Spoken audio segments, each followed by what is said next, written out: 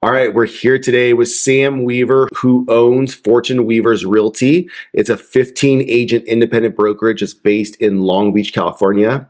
Now, earlier this year, Sam decided to transition his brokerage over to partnering with Real Broker. So, Sam, thanks for coming on today to share a little bit about your story. I think first off, for everybody, what would be helpful is just tell us a little bit more about your brokerage before you joined Real, how long you were operating independently, and what you were building there. Yeah, so I actually got my broker's license, I want to say 2007, 8-ish, somewhere around there, at the advice of someone that was mentoring me in the business on the real estate investment side. So he goes, don't go get your realtor's license, go get your broker's license. You'll thank me later. So I followed orders, took the test, didn't think I would pass because it was actually pretty difficult. And lo and behold, I passed first time. So back then it was just me wanting to do transactions on my own and get 100% commission. So that was why it started. And then as I got into teaching real estate investing, I realized that most of those people that wanted to invest would need to get their real estate license to comp properties, maybe list their own properties, stuff like that, make offers. And so then I started Fortune Weaver's Realty. Originally it was Fortune Weaver's, it was under one umbrella. And it just evolved slowly. I think at our height, we had 30 agents. The thing you realize as a broker is, you got a bunch of people running around and you got to watch them. So you kind of sit back and want to collect the money, but you have to stay up to date. You're taking quite a bit of liability and you don't realize that until things maybe happen. And so, but yeah, that's how it started. And, it was nice for a long time, no issues, never an issue, never a headache, never a hiccup. That's a pretty good sized brokerage, pretty good sized team. There were 30 agents running at one time. So I'm sure you had your hands full. It wasn't the collecting checks that you mentioned you were looking for. I know from my personal experience that as well. For me personally, when I had agents at a brokerage, compliance always became a major issue for me. So what kind of things were you dealing with when you had that peak of 30 people that most agents never really get to see? It was all quiet for many years. And then there was some hiccups along the way. Once in a while you'd get a complaint from another agent regarding maybe how a transaction took place, maybe one of the realtors, what they promised. And a lot of times what people don't realize is when you get a complaint, specifically an ethics complaint on one of your agents, you get a call from the DRE, they investigate the whole file, and they press you pretty hard. And I never felt comfortable. You always felt like you were guilty, even if maybe you thought you were innocent. So just not something I was comfortable with, looking over and watching a bunch of agents, because there was always something. For example, if someone's house doesn't sell for what they think, sometimes they want to blame the agent and say they weren't doing everything they promised. That happens a lot. And so that's what I would see. But the second they file that complaint, you're in for it. So did you see that kind of clients might have used the DRE as like a sounding board almost, and to kind of go and like tattletale on something one of your agents maybe did or didn't do that didn't live to expectations? For sure. I mean, I think you should always go to the broker first, which a lot of times that's what happened. But then people would still complain sometimes to the Department of Real Estate. And so whenever that happens, the second there's a complaint, they investigate. And so you have to send them everything on the file. And again, you always feel like you did something wrong, without getting into specifics. But yeah, I just didn't feel very comfortable with it, especially over the last 5 years. So over the last 5 years is when I really saw the change, just a change in maybe a little bit of society. When it comes, I don't know if COVID had anything to do with that, but it just seems like things changed, and where the risk became more prevalent. Yeah. I think that's a little natural because we have seen the consumer change a lot. Like you said, over the last 5 years, the consumer has definitely become way more informed than they were. And now they have listings at their fingertips. They have all these different AI tools that, all of a sudden now they're an expert on all these different matters. And so we're kind of in that information age of technology. And so just like buyers becoming more educated on their side of the process, if things don't go the way that ChatGPT might have said they expected, then they're also more informed on different steps they can take. So that's interesting how that affects you. Can you kind of walk us through the moment maybe something changed that made you realize that you needed to make a change? Well, I saw the writing on the wall. I had friends that were brokers that were dealing with some lawsuits. They were telling me that they'd been doing it 20, 30 years, never seen a lawsuit, never seen the complaints like they had seen in the last few years. I saw that originally. I watched one of my agents get in trouble for something that I didn't think that they did anything wrong. And so, again, that was when it started to set in that, oof, I better start making some changes, because you work really hard to build up your portfolio and your businesses and things like that. You just realize it could all come crumbling down, and all those years of work, were all for nothing if you don't protect the fort. So anyway, so I started to notice that over the last few years again, and then there was a lawsuit, and so I'll lead into that. And so, lawsuit again, what happens in a lawsuit is everybody gets included in the lawsuit. And so, even though in this particular one, it had to do with a seller and not doing things like that, maybe like they were supposed to, at least that was the accusation, right? So, there was an accusation. Anyway, so what happens in that as a broker, and so if it ever gets filed under fraud, our errors and omissions doesn't cover it. So now you're forking out money for attorney fees, and those started to add up really quick. I didn't want the stress. I just offered to settle, got out of it. Who knows if the person who did do something wrong will ever get caught? They're probably going to file bankruptcy, something that I could not do or would do. And so in the end, ended up being a heavy price to pay. And so that's when I really started to say, hey, I need to get out of this. This liability is way too high. And I just realized you can be completely innocent and still cost you a bunch of money, just the way I saw it pan out. And so that's when I knew I was going to shut down the brokerage and look for maybe something else. Still wanted to keep my people happy, stuff like that. But that's when I started to really, the idea was we need to do something different. Yeah. I mean, that's some heavy stuff to deal with, being accused of fraud and things like that. And in my experience, a lot of times, these cases, like kind of what you experience, the cost of litigation exceeds the claim to begin with. And so you can't pay an attorney $40,000 on each side of a case that you're only fighting over $20,000 on. And so on these cases, exactly like you said, it makes more sense to settle. And it's just a lot of heavy things to deal with day in and day out. So you have a lot of different, businesses in addition to your brokerage. You have title, you do your fix and flips, you have an academy. So how did this kind of dealing with these lawsuits impact your day-to-day operations of those other things and your mental energy? Well, the stress is, being a fix and flipper, you tend to handle stress really well, because those are tough situations in general, tough investments. So my coping has always been really, good. It just added an element of stress that I didn't want to deal with. My agent didn't do anything wrong. I knew it.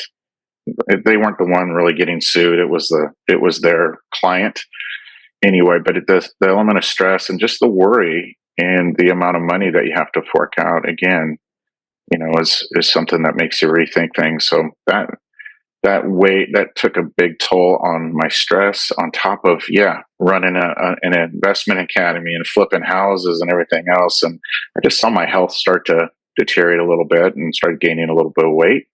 This whole process has been about taking my life back. Okay, that's good. And that's good. You're taking back control. I know another thing that for a lot of other brokerage owners, I don't know how this affected you, but how did that news of when the NAR settlement hit, how did that kind of complicate things for you as a broker owner? Well, your first thought is, oh my gosh, am I going to be sued? Am I going to be brought in as part of this, being an independent broker? You just never know. Yeah. Okay, now there's this. Okay, how are we going to meander through it? The agents all, freak out because they think the real estate business as they know it is done.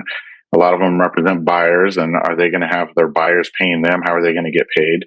What it did is it just created a lot of volatility in our market. as far as agency goes, and most people didn't know, how this was going to pan out, and it's worked out fine, as we know. You work through it.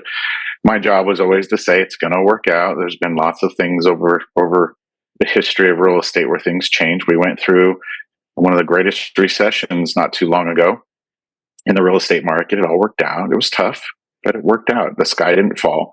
And so I just encourage my agents to, stay educated. Let's pay attention to it, and we'll work around it. It'll be fine. But yeah, that's what it did. It just created a feeling of discomfort in the industry. Like, man, I don't think I was a part of that. Why am I getting, how is it going to affect me personally? That's what you always worry about. And agents are the same way. Yeah. How's it going to affect their livelihood? Absolutely. And it's always something to be worried about, how the industry keeps changing. But my experience has been the same through like real estate. Most industries like this, if you weather the storm, there's always sunny skies on the other end of it. So kind of looking now at the transition. So you had that lawsuit, you had the increasing requirements for compliance, and it was, causing stress on other parts of your business. What made you look specifically at Real Broker as kind of the solution? Well, it's funny. So I had ventured out before with another company called EXP. It wasn't the right fit for me. Came back. I had somebody else running my brokerage at the time. So I ventured out just because I was always looking at another training model, because training your agents is a lot of work, as you know. So anyway, so I was actually being recruited into Real by another group about a year and a half ago. And when I saw the model, and I'd looked at Keller Williams, I tried to buy a Keller Williams franchise, years ago, just so you know. And it was just bad timing. It didn't work out. I got declined. Anyway, I guess I wasn't a big enough name at the time. If I'd gotten in earlier, it would have worked out. But I got to the party too late. I like the profit sharing model. I really do. I think that model is perfect for our time now. And then I saw EXP and some other companies sort of take that model and maybe improve upon it. And then here comes Real. And I thought, oh, this is it. They have something. So as much as those were really nice people trying to bring me in, just wasn't the right fit. They just weren't, it wasn't the right group. And a friend of mine got their license and said, hey, am I signing up with your brokerage, or are we going into Real? And I said, we're going into Real. We're shutting down the brokerage. And so we went and actually started looking on YouTube for somebody that was an influencer. I wanted to be a part of a growth mindset, a group that was, looking at improving and growing, maybe was open to the investment side of things. And so we went out. Some of the people we interviewed had, 100,000 subscribers. They were local in our local market down here in Southern California. I was like, oh, you get excited because they're influencers. Wasn't the right fit. And then that person says, hey, there's this lady on YouTube. I think she was getting interviewed or something, named Bindi. Mm-hmm. I said, Bindi? That's kind of a rare name. I've met a Bindi before. And I said, give me her full name. And I go, I think I know that person. Looked her up in my phone, and I called her immediately. So it was somebody, Bindi, I had known for, I think, back when she was in another company and was showing me properties. And called her, and she said, man, this is it. She had been with 5 different brokerages or something like that, and this was the right fit.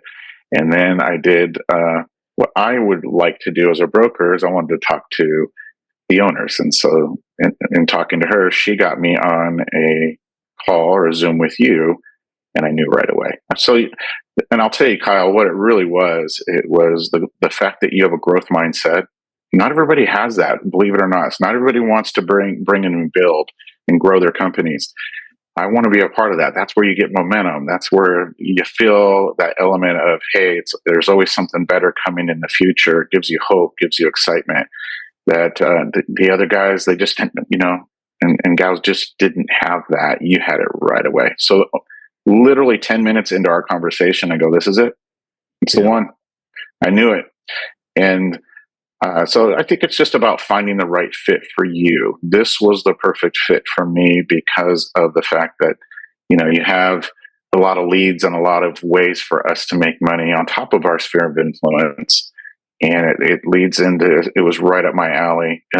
More important for me, and you gave me the option of doing training, right? And I said, no, Yeah. I'm gonna come under C2, and I'll let you guys do the training. And that was probably the best decision I could have made, because I can now build and you guys do the training, and I still get to sort of be a broker, right? A team leader, and the profit sharing model is what it is with Real, which is great.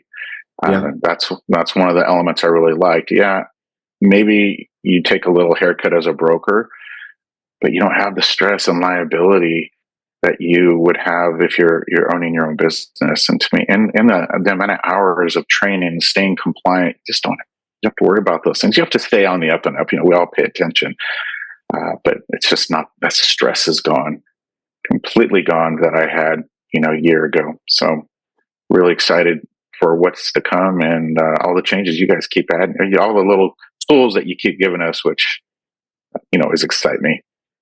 Yeah, it's good.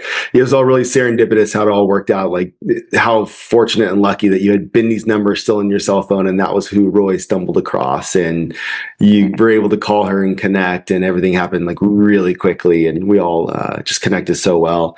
And I had a lot of the same experience as you when I was looking at Real, and I really wanted to find a platform that was built for entrepreneurs. And like you said, there's a lot of different businesses that have the profit share model specifically. So what about profit share excites you the most? Well, making money while you sleep is always nice, right? Profit sharing is great because you can sponsor somebody, you can be there to help support and maybe give them some guidance.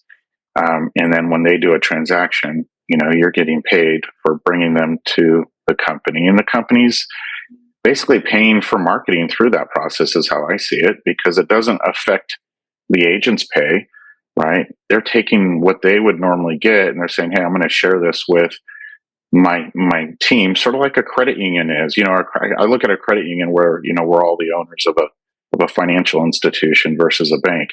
Where you want it to thrive because you're a part of that profit engine that's there. But yeah, I was in network marketing years ago, and so I loved the profit sharing aspect of network marketing. I just didn't like the raw and some of the other stuff that kind of goes with it, the fake it till you make it type of thing. Without giving a black eye to that industry, I think it's a great industry, and that gave me my start into entrepreneurship. I love that model, and here we get it, and we just get to do what we're best at. And you've made it really easy. You guys have made it so easy. You give us all the tools, and I was sharing with someone that I'm trying to bring over. I was like, you get to focus just on meeting and talking to people. You don't have to focus on all the other things that drag us down in this industry. Yeah. You guys almost make it too simple because it sort of can dumb you down sometimes. Then you got to figure it out at some point. You're like, ooh, I'm going to deal with that in a while. I'm just talking transactional. Yeah. So you guys do make it very easy. AI is doing all that to us anyway, so I got to keep up with all that. It is. I mean, and by the way, the AI aspect of this, I'm all into that. And this morning I asked Amy, who's my AI assistant, I was like, can you make sure I have this meeting with Kyle on the calendar? Yes, you do, Mr. Weaver. Is there anything you'd like to know? It's kind of like that. Oh, she calls you Mr. Weaver. Yeah, it's just it'll call you what you want it to call you. Right? I love it. Yeah, yeah. But just and I was able just to communicate with my assistant and say, hey, is this on the calendar for today? I didn't have to look at the calendar. Is my point. Right. I have an assistant that I was able to do that with. Was really cool. And then there's a lot of you. I know you're into the AI stuff, so I mean, yeah. I don't know how much you want to get into that on this meeting, but phenomenal. Just makes our lives so much easier. Well, I think it just goes back to the same independent brokerage talk. Like I had my own brokerage as well before joining Real, and just having a company that's also tech forward and is also investing in those type of technology and those advances and giving those things to you as quickly as possible is one of the things that like really excited me as well. And we don't have to go deep on the exact tools we're using, things like that. But I just think like conceptually, the agent of the future, if they're not all in, they're probably all out, which means their business is going to be declining. And so the agent of the future is just going to have a huge competitive advantage. Who knows how to leverage those things? No doubt. No doubt. I just read that AI is doubling in, I guess, intelligence every 3.5 months. So in Wow. 3.5 months, we're going to see something that's, twice as good as it is now. Yeah. Yeah. Wild. Amazing. So get ahead Well, of it. Or you're right, or it'll pass you by. yeah. So now that you've been able to offload some of that compliance, the training that you mentioned, get access to some of these tools, what's become your focus now that you're not putting out these fires? Focus now is, as far as business goes, is building a bigger group. I'm participating in, real estate activities as well, helping people find properties, listing properties. I'm a big fan of something I call a facelift, which is where I sponsor homeowners to improve their house and sell it. So that's something that I'm really looking forward to moving forward. And then teaching others how to do it as well. And then also educating traditional realtors on the investment side of, what I've been spending the last 20 years on. So I think that element does excite people because, we all want to build our portfolio. Are you able to find properties at a discount or get creative with them to create higher cash flow? And I know that's something you teach. You teach how to offset taxes with these things. It's something I'm very passionate about as well. So I feel like I have the time to get my mojo back, so to speak. I'm not spoken for in so many different areas. So part of it was, again, to take my life back, get healthy, be able to breathe again, and just focus on the most important elements of the things that I'm passionate about, which you guys allow me. You guys keep it real simple for me, so I'm able to do that. I always want to inspire and educate others. It's just who I am. And I know you've given me the freedom to do that as well without criticizing whatever it is, because sometimes you get that. Hey, I'm not on board with certain things. You have not done that to me. And so as long as I'm following the rules and doing what I'm supposed to, you've given me the freedom to be who I am still. So I appreciate that. Love it. You brought up something that you're passionate about that I'm also passionate about, and that's agents also kind of getting that opportunity to build their own portfolio, build their own cash flow, and I think that like getting to work with investors is such a great way for agents to get started in that business, in that side of the business. Why do you think you're so passionate about agents, building wealth as opposed to just commissions? Why do you think that's so important for agents? Well, I was the traditional kid, grew up in, middle class family, if that's what you want to call it. And so, you're not taught really to leave a legacy or to build wealth. You're just surviving many times. And in getting some of that self education and getting out of, the traditional route of go to college, go get the degree, and go work a job for 40 something years or multiple jobs these days. And then hopefully you have some retirement at the end. That's not how it works in society today. We're getting eaten up by inflation, taxation. That's just the way it is. And so you have to think about your future when it comes to, how do I create passive income above and beyond a 401k or Social Security, which might not be there for, many people that are up and coming. So that investment element, and for me, I'm one that, I don't want to buy a rental property per se that cash flows $100 a month. I want something that cash flows $1,000 a month. And I'll tell you, I'm gonna simplify this, and I'm in my 50s, so you start really thinking about retirement. Okay, and as you get traditional thought on retirement is you're going to live off 4% of what you've built.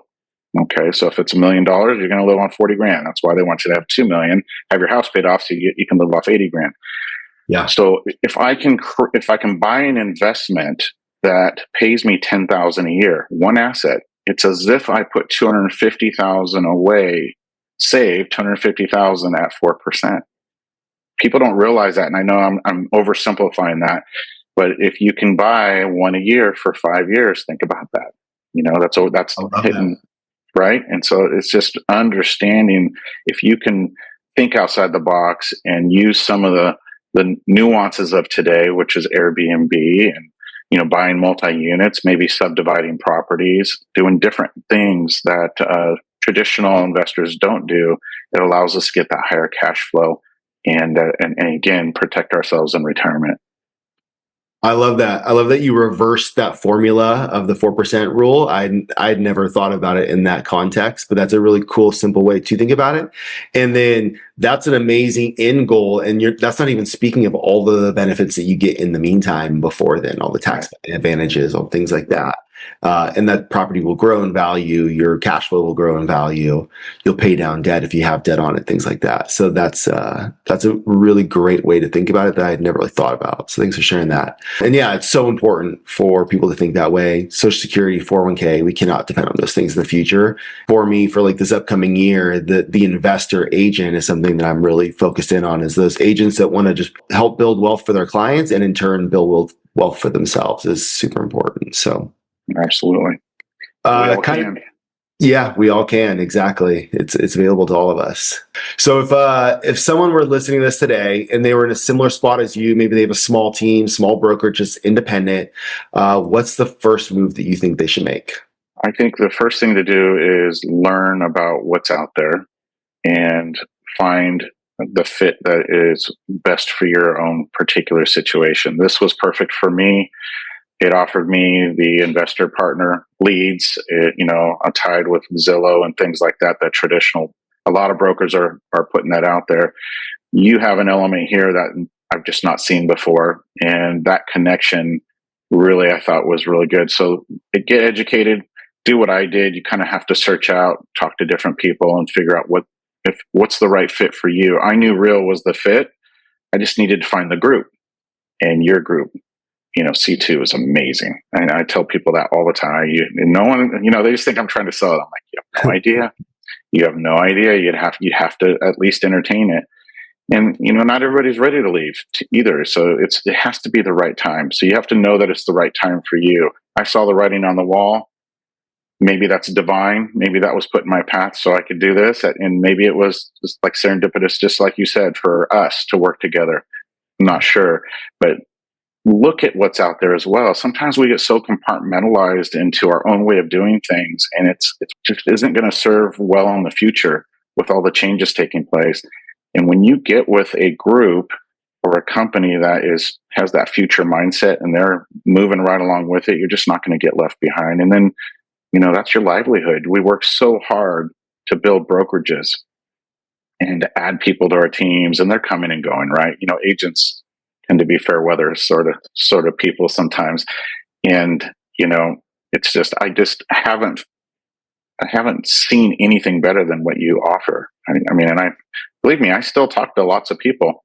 And and you have to pick your timing too, and when you want to share the opportunity. Again, people have to be ready.